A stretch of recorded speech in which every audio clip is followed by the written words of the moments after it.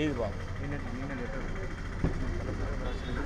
ఇన్ని ఇచ్చింది కదా ఇస్తా ఎందుకు కమ్మి దగ్గర చూస్తా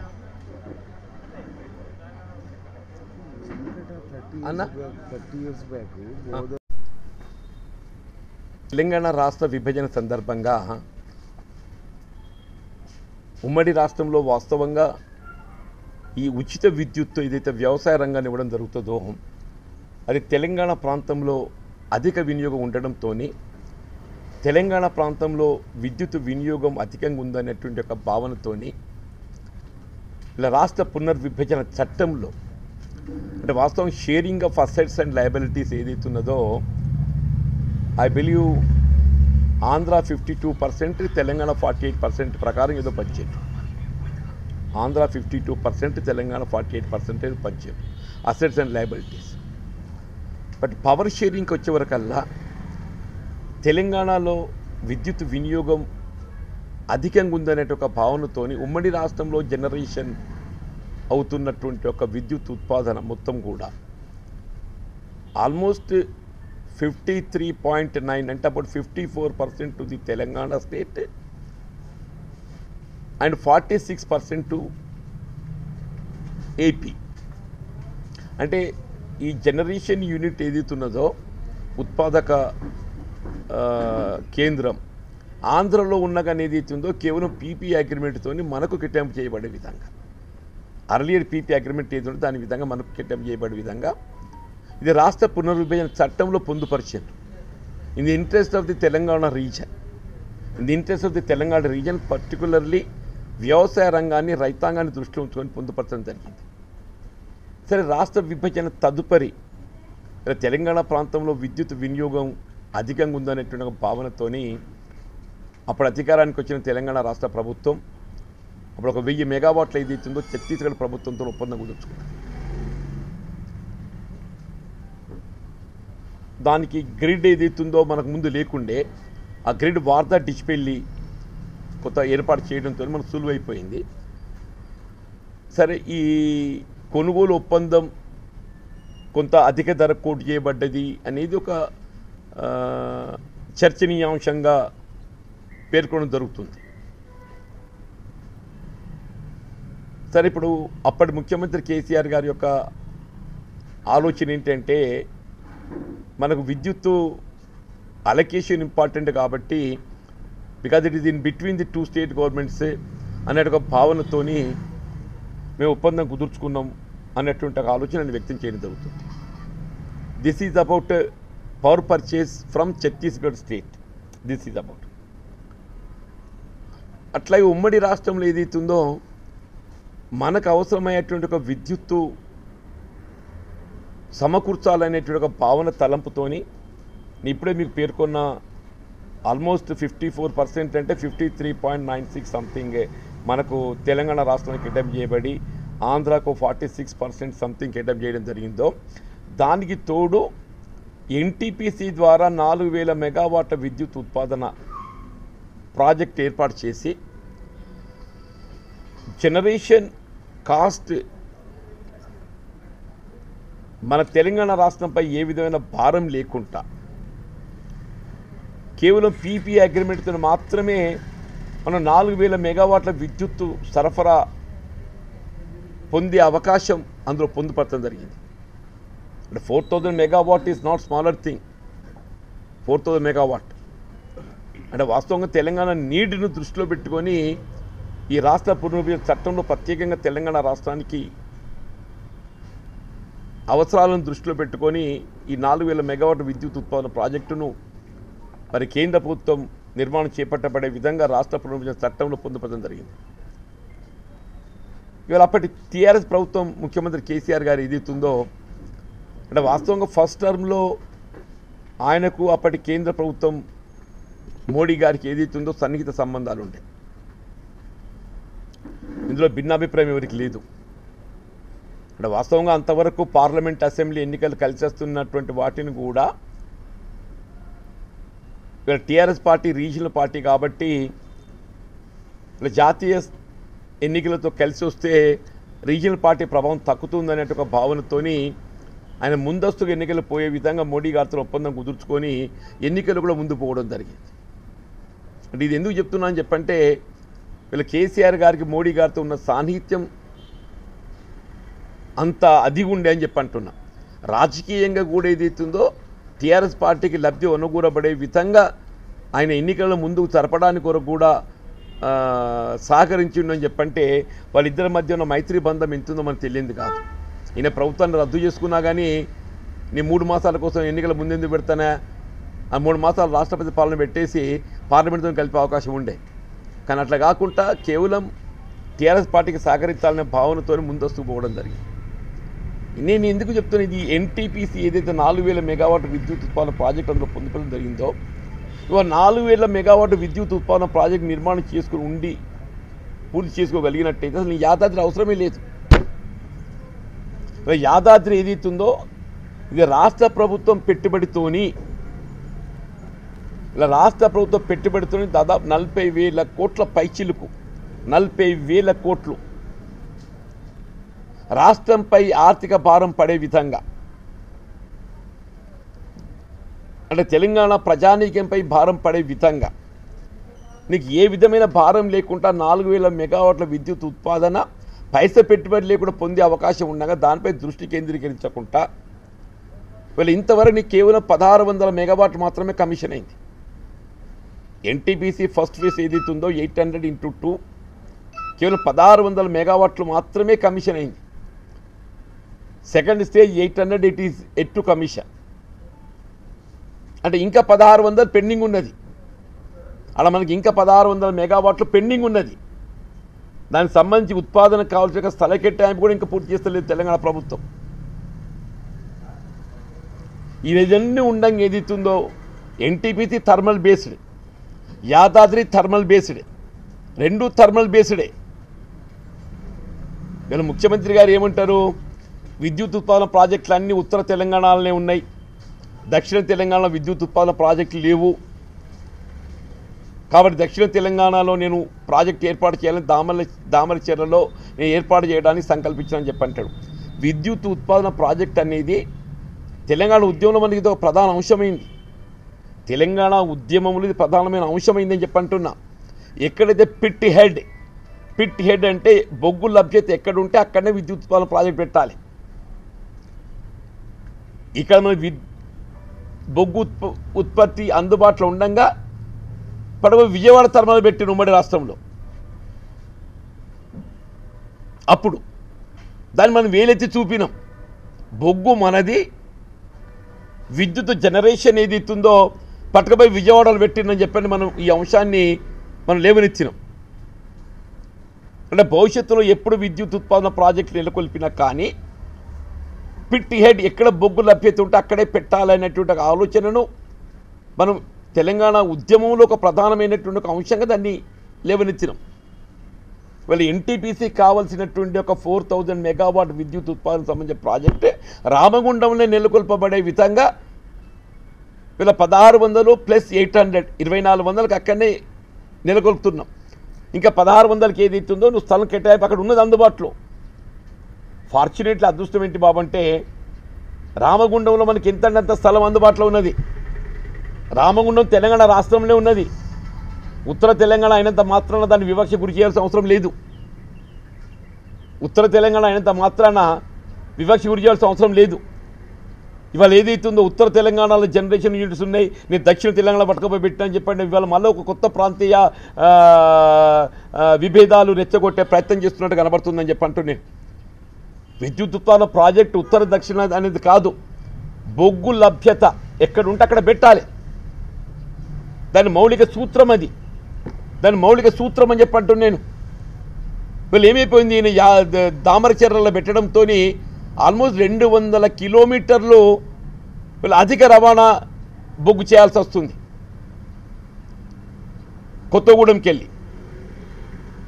200 కిలోమీటర్లు బొగ్గు అదనంగా రవాణా చేయాల్సి వస్తుంది.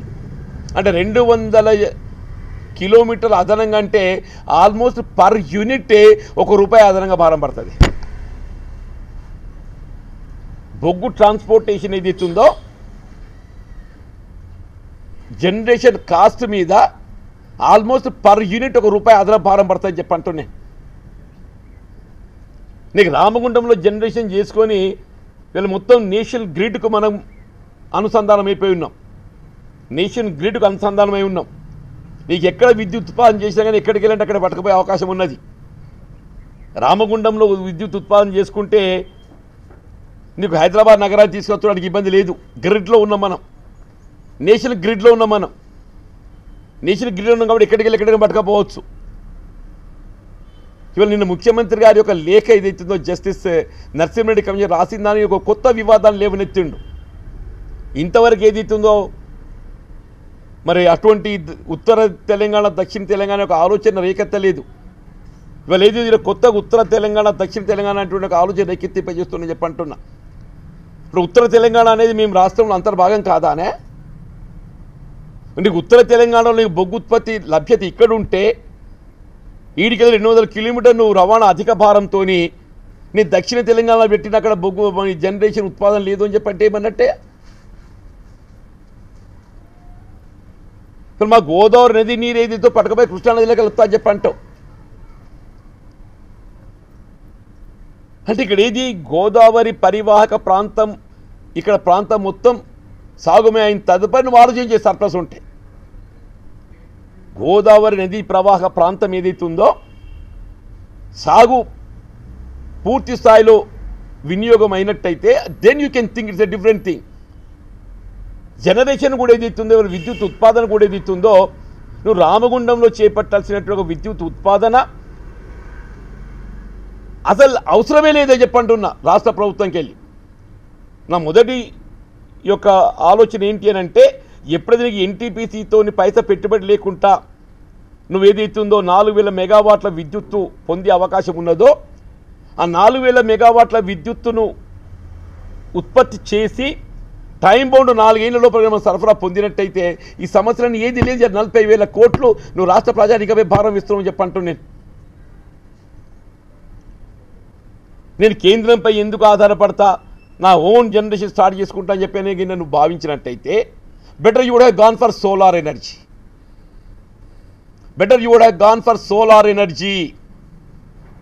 అప్పటికే సోలార్ విస్తృతంగా ప్రచారంలోకి వచ్చింది. 2014 నాటికి ఏదైతుందో సోలార్ విద్యుత్ ఉత్పాదన విస్తృతంగా ప్రచారంలోకి వచ్చింది. నీకు కాలుష్యం లేదు, నీకు నిర్వహణ భారం లేదు, రికరింగ్ ఎక్స్పెండిచర్ లేదు. నీకు థర్మల్ ప్రాజెక్ట్ ఏదైతుందో రికరింగ్ ఎక్స్పెండిచర్ ఉంటుంది, నిర్వహణ భారం ఉంటుంది. సోలార్లో ఏదైతుందో రికరింగ్ ఎక్స్పెండిచర్ లేదు, నిర్వహణ భారం లేదు. నేను for your information I'm also telling, thermal power ఏదైతుందో పీపీ అగ్రిమెంట్ ₹6 ఉంటాయి on average. Solar power is at ₹3 only. Thermal power ₹6 unit లభ్యత అయితే మార్కెట్ అంటే మార్కెట్లో ఇప్పుడు నీకు అవైలబుల్ ఉంది ₹3 ₹4. నువ్వు థర్మల్ పవర్ ₹3 లభ్యత వచ్చే అవకాశం ఉండగా నువ్వు ₹6 లభ్యతతోని నిర్మాణం చేపట్టే ప్రాజెక్ట్ నిర్మాణం చేస్తా అని చెప్పని నువ్వు భావిస్తే నిన్ను ఏం చేయాలని అని చెప్పి అంటున్నాను. నువ్వు నాడు ఇట్లా నేను చైనా అటువంటి దేశంలో అయితే ఇటువంటి తప్పు నిర్ణయం తీసుకొని రాష్ట్ర ప్రజలపై భారం వేస్తే ఉరిదిస్తారని చెప్పాను నేను.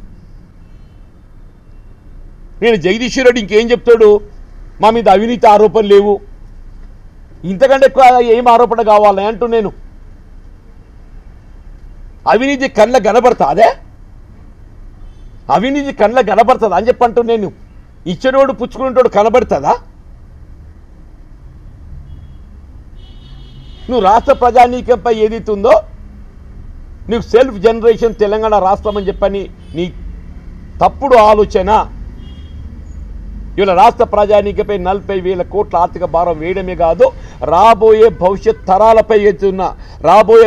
తరాలపై జీవితకాలం అని చెప్పంటూ నేను. సోలార్ జనరేషన్ యూనిట్ ఏర్పాటు చేసుకుంటే ఇదే 40,000 కోట్ల పెట్టుబడితోని నువ్వు ఏ 40,000 కోట్ల పెట్టుబడితో యాదాద్రి దామరచెర్లలో నువ్వు ఏ థర్మల్ పవర్ స్టేషన్ ఏర్పాటు చేసినావో నువ్వు సోలార్ ఏర్పాటు చేస్తే నీ మహబూబ్నగర్ గద్వాల్ ఏరియాలో ఉన్నది, ఇలా ప్రాజెక్ట్ ఏరియాలలో కూడా నువ్వు సోలార్ ప్లేట్స్ పెడుతున్నావు. నువ్వు ఇవాళ దీనివల్ల భారం జీరో. 3 రూపాయలకు లభ్యత ఉన్నది. నువ్వు ఎంత పెట్టి కొనబోతున్నావు? 6 రూపాయలు పెట్టి కొంటున్నావు నువ్వు. 3 రూపాయలకు వచ్చేది 6 రూపాయలు పెట్టి కొంటున్నావు నువ్వు. ఇక మేమేం తప్పు చేసినాం? నేను కేసీఆర్ గారు ఏదైతుందో ఆయన రాసిన లేఖ ఒకటి గమనిస్తే ఇది రాష్ట్ర ప్రభుత్వ విచక్షణ. ఆశ్చర్యమే చెప్పడం. రాష్ట్ర ప్రభుత్వ విచక్షణ అని చెప్పారంటే నీకు ముఖ్యమంత్రికి ప్రభుత్వాన్ని ప్రజలు మ్యాండేట్ ఇచ్చింది ఏదైతుందో అది ప్రజలకు సద్వినియోగం కావాలి. ప్రజలకు సద్వినియోగం కావాలి. నీకు అధికారం కట్టబెట్టింది కదా అని చెప్పని నా నిర్ణయం ఏదైనా ఉంటుంది, నేను ఏమైనా చేస్తే నిర్ణయం తీసుకుంటా. దాని పర్యవసానం ఇవాళ ఏమైంది? వీళ్ళ 40,000 కోట్ల ఆర్థిక భారం యాదాద్రి తమలు ప్రాజెక్టే ఏదో నిర్మాణం తలపెట్టినవో ఇది యావత్ భవిష్యత్ తరాలను తెలంగాణ ప్రజానీకాన్ని ఏదైతుందో అప్పులో ఊబులోకి నెట్టింది, అప్పులో ఊబులోకి నెట్టిందని చెప్పి అంటున్నాను. క్లియర్, మీకు దయచేసి క్లారిటీ. థర్మల్ పవర్ మనం 6 రూపాయల లభ్యత ఉంటే solar power will get at 3 rupees only. నువ్వు ఏ 40,000 కోట్లు యాదాద్రి పవర్ ప్రాజెక్ట్ మీద వెచ్చించినవో బేసిక్గా అది అవసరం లేని ప్రాజెక్ట్. రామగుండంకి వెళ్ళి మనకు ఎన్టీపీసీ ద్వారా ఉత్పత్తి పొందే అవకాశం ఉండగా నువ్వు దాన్ని వినియోగించుకునే ప్రయత్నం చేయలేదు. థర్మల్ ప్రాజెక్ట్ ఏర్పాటు చేసినా కానీ పిట్ హెడ్లో ఏర్పాటు చేయాలి. Pit head is at Ramagundam and Kothagudem Bhupalpalli. దాన్ని ఇగ్నోర్ చేసినావు. మూడోది అసలు థర్మల్ పవర్ అవసరమే లేదు నీకు. You would have gone for solar power. You would have gone for solar power. దాని ఇవాళ ఏదైతుందో ఫలితం రాష్ట్ర ప్రజానీకం అప్రూవల్ ఏంటపడ్డా అని చెప్పంట. ఉల్టా ఇంకేమంటాడు? అసలు నరసింహారెడ్డి కమిషన్నే రద్దు చేయాలన్నట్ట. ఉరి ఈ కథ కమ్ముతుందా? ఇంకా విచారణ అంటే ఏంటి? ఆయన సెల్ఫ్ డిఫెన్స్ ఎస్టాబ్లిష్ చేసుకుంటుండే. ఇప్పుడే భవిష్యత్తులో ఇవాళ ఈ జస్టిస్ నరసింహారెడ్డి కమిషన్ ఇవ్వబోయేటువంటి ఒక నివేదిక, ఆయన యొక్క రికమెండేషన్ ఏ విధంగా ఉండబోతుందో ఆయన ఊహిస్తున్నాడు. ఈయన ఆలోచన తప్పుడు నిర్ణయంతో రాష్ట్ర ప్రజానీకంపై ఏ విధంగా భారం పడ్డది ఆయన నివేదిక ఇవ్వబోతున్నాడు. కాబట్టి ఆయన ముందే సెల్ఫ్ డిఫెన్స్ ఎస్టాబ్లిష్ చేసుకుంటున్నాడు. సెల్ఫ్ డిఫెన్స్ నేను ముందే చెప్పిన నరసింహారెడ్డి ఏకపక్షంగా ఉన్నాడు. నరసింహారెడ్డి ఏకపక్షంగా లేడు. నీ వాదన ఏకపక్షంగా ఉన్నది. నరసింహారెడ్డి ఏకపక్షంగా లేడు. నీ వాదన ఏకపక్షంగా ఉన్నది. నీ తప్పుడు నిర్ణయంతో ఏదైతుందో నీ తప్పుడు నిర్ణయం వెనుక ఏం నీ ఆలోచన దాగి ఉన్నది అనేది యూ షుడ్ ఎక్స్ప్రెస్.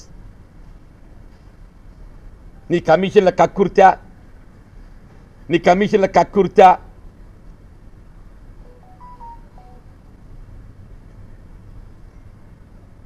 ఇవన్నీ భద్రతకి సబ్ క్రిటికల్కి ఇచ్చినాం. అప్పటికే కేంద్ర ప్రభుత్వం నిర్ణయం తీసుకుంది సబ్ క్రిటికల్కి కొత్తగా అదనంగా అనుమతులు ఇవ్వకూడదు. 17 లాస్ట్ 17 దేనికి డెడ్ లైన్ పెట్టిండ్రు? సబ్ క్రిటికల్ అంతవరకే అనుమతులు మంజూరీ పొందినటువంటి వారికి 2017 డెడ్ లైన్ పెట్టిండ్రు. కొత్త ఇవ్వడానికి డెడ్ లైన్ కాదు. నేను జగదీష్ రెడ్డి కొత్త వాదన తెర మీద పట్టుకొస్తే నాకు ఆశ్చర్యం కలుగుతుంది అని చెప్పంటున్నా. 2017 dead line was sub critical ఎక్కడైనా అనుమతి పొంది నిర్మాణ దశలో ఉంటే 2017 లోపల పూర్తి చేయాలని చెప్పిన డెడ్ లైన్. కొత్త అనుమతులు ఇవ్వడానికి కాదు. ఈయన అనుమతులు 2017 పట్టుకొచ్చుకున్నాడు.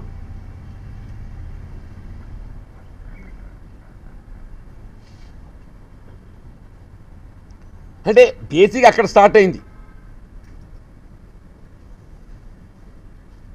ఇలా బిహెచ్ఈఎల్ ఏదైతున్నదో సరే ఇది పబ్లిక్ అండర్టేకింగ్గా ప్రైవేట్ సెక్టర్ అనేది కాదు. వాడు ఎవడికి ఒప్పందం కుదుర్చుకున్న ఒప్పందం ఏదైతుందో గుజరాత్ థర్మల్ వాళ్ళు ఏదైతుందో భవిష్యత్తులో ఈ థర్మల్ జనరేషన్ లాభం లేదని రద్దు చేసుకుంది అగ్రిమెంట్. బిహెచ్ఈఎల్ ఏదైతుందో గుజరాత్ ప్రభుత్వంతో ఏదైతుందో అక్కడ ఒక ఒప్పందం కుదుర్చుకుంది. థర్మల్ జనరేషన్ సంబంధించి టర్బన్స్ సమకూర్చడానికి ఒప్పందం కుదుర్చుకుంది. ఆ టర్బన్స్ ఏదైతుందో మేము we are going back. Thermal generation భవిష్యత్తులో ఏదైతుందో ఇది మనకు లాభసాటిగా లేదు. ఉపయోగకరంగా లేదు అని గుజరాత్ రాష్ట్రం ఏదైతున్నదో థర్మల్ యూనిట్ ఏదైతుందో వాళ్ళు దే హ్యావ్ స్టాప్డ్, వాళ్ళు విరమించుకున్నారు. వాళ్ళు విరమించుకుంటే ఏదైతుందో వీడు తయారు చేసిన టర్బన్స్ ఉంటాయి కదా, వీడు తయారు చేసిన టర్బన్స్ ఉంటాయి కదని ఆ టర్బన్స్ మనకి వినియోగంలో లేకుండా అయిపోయినాయి. వీనికి వాడు ఏం చేయాలి? వాటిని ఈయన దాని రెస్క్యూలో పోయి ఏవైతే వినియోగానికి అవసరం పడని టర్బన్స్ ఉంటాయి కదా, మనకి లయబిలిటీ ఆ లయబిలిటీని ఏదైతుందో నేను కొంటా చెప్పిన పోయి కొన్నాడా? మరి గుజరాత్ వాడు ఎందుకు దాన్ని వద్దాలని నువ్వు ఆలోచన చేయాలని చేద్దా? గుజరాత్ వాడు తక్కువ తెలియగలడు కాదు కదనే, గుజరాత్ వాడు ఏదైతుందో తక్కువ తెలియగలడు కాదు కదా. గుజరాత్ వాడు ఎందుకు ఈ థర్మల్ జనరేషన్కి వెళ్ళి ఎనికి తగ్గిండు? Why has gone back? వాడు ఎందుకు అగ్రిమెంట్కి వెళ్ళి ఉపసంహరించుకున్నాడు? వీళ్ళ టర్బన్స్ ఎందుకు నీకు ఇక్కడ వినియోగంలో లేకుండా వృధాగా పడి ఉన్నాయి? వాళ్ళు చేయాలి కదా. వీడు దానిలో వచ్చి నేను కొంటాను చెప్పిన పోయి కొని మన నెత్తిని రుద్దిండా ఇప్పుడు భద్రాద్రి. ఇలా మొత్తం ఈ 10 సంవత్సరాలలో అదనపు జనరేషన్ వచ్చేది కేవలం భద్రాద్రి మాత్రమే అని చెప్పంటూ నేను ఇలా 20,000 మెగావాట్ సమకూర్చింది ఏది ప్రైవేట్ సెక్టర్ అండ్ సోలార్. మన స్టేట్ జెన్కో ఏదైతున్నదో అదనంగా సమకూర్చుకుంది కేవలం భద్రాద్రి మాత్రమే అని చెప్పంటున్నా. అది 700-800 గంతే.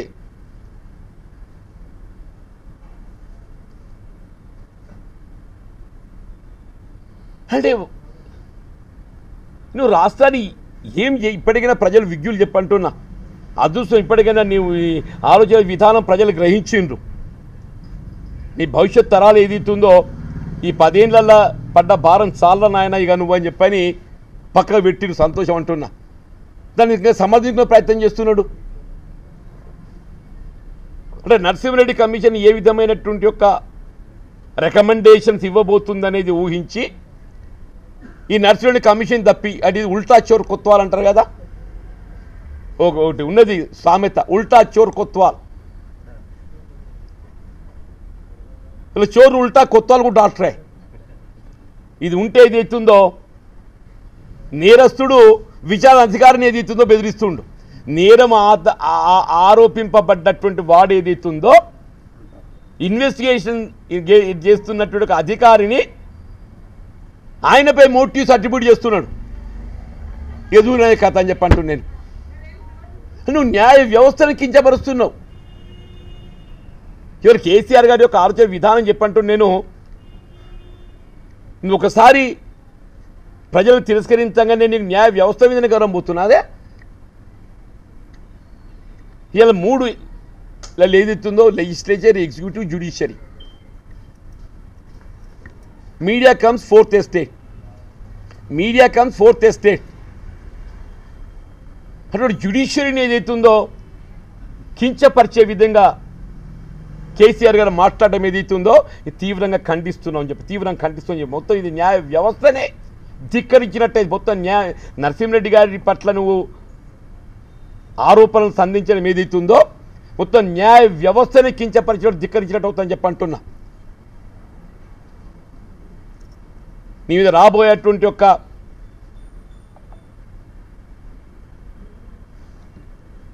నీ తప్పుడు నిర్ణయాలతోని నీ కమిషన్ల కక్కుర్తితోని రాష్ట్రాన్ని ఏదైతే ఏ విధంగా అప్రూవల్ పెట్టడం జరిగిందో దాని పర్యవసానం 40,000 కోట్లు అని చెప్పి అంటున్నా.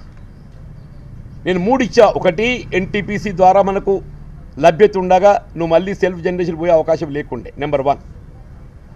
నెంబర్ 2, నువ్వు సోలార్ మనకు తక్కువ విద్యుత్ ఉత్పాదన వ్యయంతో తక్కువ నిర్వహణ వ్యయంతో మనకు వచ్చే అవకాశం ఉండగా నువ్వు instead going for solar you went for thermal.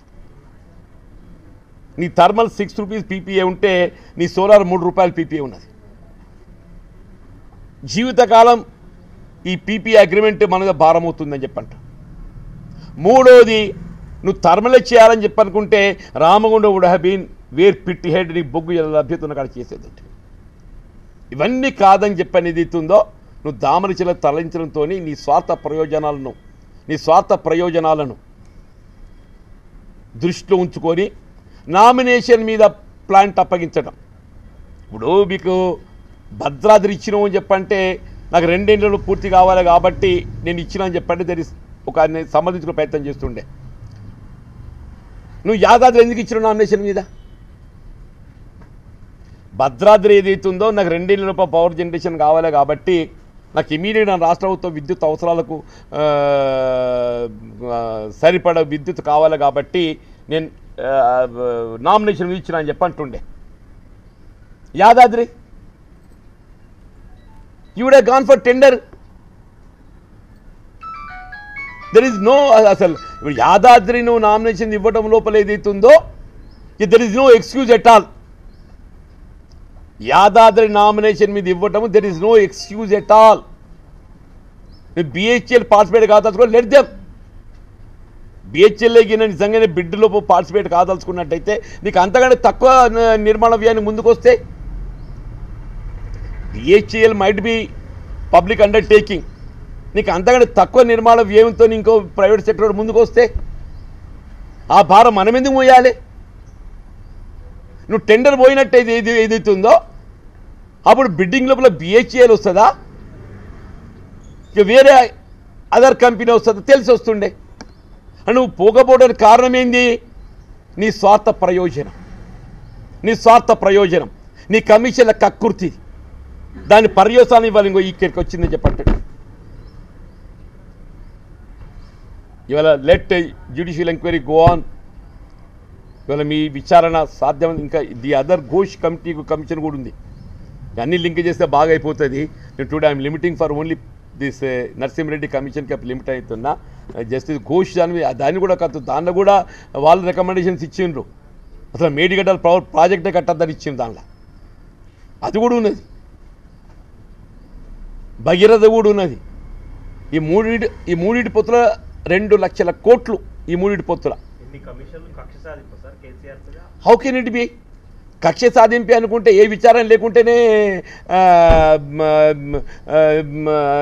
నేరము కోర్టులో కేసు వేయవచ్చు. కానీ ఏ విధంగా విచారం లేకుంటే ఇప్పుడు ఒక జ్యుడిషియల్ ఎంక్వైరీ కమిషన్ అనేది ఏదైతున్నదో నిష్పక్షపాతంగా ఉంటుందని చెప్పని వేసినమే. సిబిసిఐడి ఏదైతుందో రాష్ట్ర ప్రభుత్వ పరిధిలో పని విచారణ ఇన్వెస్టిగేటింగ్ ఏజెన్సీ కాబట్టి మేము చేస్తే తప్పైతుందని చెప్పనే ఇవాళ జ్యుడిషియల్ కమిషన్ ఇచ్చింది. అది ఎట్లా కక్ష సాధింపు అవుతుంది? మీరు అన్నట్టు ఏదైతుందో మేము ఏ సిబిసిఐడితో చేపిస్తే కక్ష సాధింపు కింద భావించవచ్చు. అదే భారతీయ జనతా పార్టీలు ఏమన్నారు? మాకు ఇయ్యు సిబిఐతో మేము చేపిస్తామని చెప్పన్నారు. ఎందుకు? కేసీఆర్ని లొంగ తీసుకుందామని చెప్పని. వాళ్ళు సిబిఐ అడగడంలో కూడా ఇది నీ కూడా అర్థం ఉన్నది. సిబిఐకి ఇచ్చినట్టయితే కేసీఆర్ సంకలం పెట్టుకొని ఏమన్నా ఒత్తుతా అని చెప్పనుకున్నారు. నువ్వు ఒత్తుడద్దు, మేము ఒత్తుడద్దు, నిష్పక్షపాతంగా మాకు విచారణ కావాలి. ప్రజలు జవాబుదారీతనంగా ఉండాలి, విచారణ పారదర్శకంగా ఉండాలి. కాబట్టి ఈ న్యాయ విచారణ కమిషన్ ఏర్పాటు చేయడం జరిగింది. తప్పకుండా వాస్తవాలు వెలికిలోకి వస్తాయి. వీళ్ళ కేసీఆర్ గారు ఫలితం అనుభవించక తప్పదు అని చెప్పంటారు.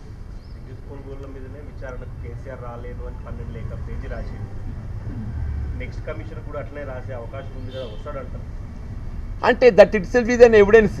ఆయన విచారణకు సహకరించలేకపోవటమే ఆయన నేర అంగీకారం కిందికి వస్తుంది. విచారణకు సహకరించలేకపోవటమే అది నేరాన్ని అంగీకరించినట్టు అయిపోతుందని చెప్పంటున్నాను నేను. నేర ఆరోపణ, ఈ నేర ఆరోపణ విచారణకు సహకరించలేకపోవటమే నువ్వు నేర ఆరోపణను అంగీకరించినట్టు అవుతుంది. ఇన్వెస్టిగేషన్ ప్రిన్సిపల్స్ ఉన్నాయి, అవి ఇన్వెస్టిగేషన్ ప్రిన్సిపల్స్ ఉన్నాయి. దానికి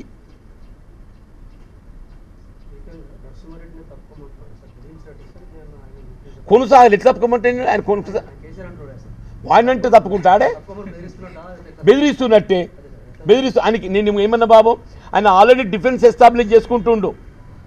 రేపు ఏదైతుందో నర్సింహారెడ్డి కమిషన్ ఏ విధమైనటువంటి ఒక నివేదిక ఇవ్వబోతున్నది, ఆయన రికమెండేషన్స్ ఏ విధంగా ఉండబోతున్నావు అనేది ఏదైతుందో ఇలా ఆయనకు స్ఫురిస్తున్నది. ఆయన డిఫెన్స్ ఎస్టాబ్లిష్ చేసుకుంటుండు. ఇది nothing but establishing a defence. నేను ముందే అన్నా కదా, నర్సిరెడ్డి కమిషన్ ఏకపక్షంగా పోతుందని చెప్పని రేపు నివేదిక ఇచ్చినాక ఏదైతుందో ఆయన వెసులుబాటు కొరకు ఏదైతుందో ముందే ఒక ఎల్బీ క్రియేట్ చేసుకుంటుండు థ్యాంక్ యూ कोतवाल उल्टा चोर कोतवाल को डांटते ना उल्टा चोर कोतवाल का पूर्ति का उल्टा चोर कोतवाल को डांटे जैसा है उल्टा चोर कोतवाल को डांटे जैसा है ये पूर्ति सेंटेंस कावाలంటే उल्टा चोर कोतवाल को डांटे जैसा है అన్నా ఆ దొంగే పోలీసులు బెదిరించినట్టు యు ఆర్ రైట్ అంటే అది ఉల్టా చోర్ కొత్వాల్ అనేది సెంటెన్స్ ఆఫ్ కట్ అయింది కాబట్టి దాని ముగింపు కూడా రావాలి కదా उल्टा चोर कोतवाल को डांटे जैसा मैं ठीक हूँ ना सर थोड़ा मैं उर्दू जरा आपकी दोस्तानी की मेहरबानी से यहाँ तक सीख ले रहा हूँ मैं बोल रहा हूँ ना आपके दोस्तानी की मेहरबानी से बोल रहा हूँ साहब हमारा लोग नाराज हुए तो भी आपके दोस्तान यहाँ तक खींच के ला रहे हैं